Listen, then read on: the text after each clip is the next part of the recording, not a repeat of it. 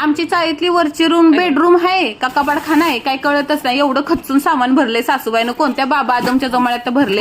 अहो फोन आलेला गावाला ताटं कमी पडतात आहे पूजेसाठी. मग काय ताटं हुडकायला गेली, ताटं तर भेटली नाही पण 4-5 डब्बच भेटला. आता ताटं विकत घ्यायला लागतं ती काय राव काय माहित कळना झाले. नुसतं 5-6 ठिकच राहिलेलं. एक तर मोठा हो म्हणून ठिकच झालेला. गॅलरीत सगळं सामान काढून ठेवलेलं. कसं नेणार एकटं कारभारी काय माहित. मला तर टेन्शन आलेलं. मस्त स्वामींचा त्याने आशीर्वाद वगैरे घेतला का. आमच्या दोघांची सवय, मी स्वामींचं नाम जप करते आणि कारभारी माझं डायरीवरती स्वामींच्या नावाची डायरीज बनवले. त्याच्या रोजचे स्वामींची नावं लिहितात बघा. कारभारी जाणार होतं, लय कसं तरी वाटत होतं. त्यांचा पण पाय निघत नव्हता राव. आहो नुसतं जाता जाताना इकडे तिकडे घरात बघत होते. गॅस बंद करत जा, दरवाजा व्यवस्थित बंद करा, रात्रीचं ठोकला तरी उघडू नको. त्यांचा पण पाय निघत नव्हता. काय करायचं राव. 2 दिवसासाठी चाललेले.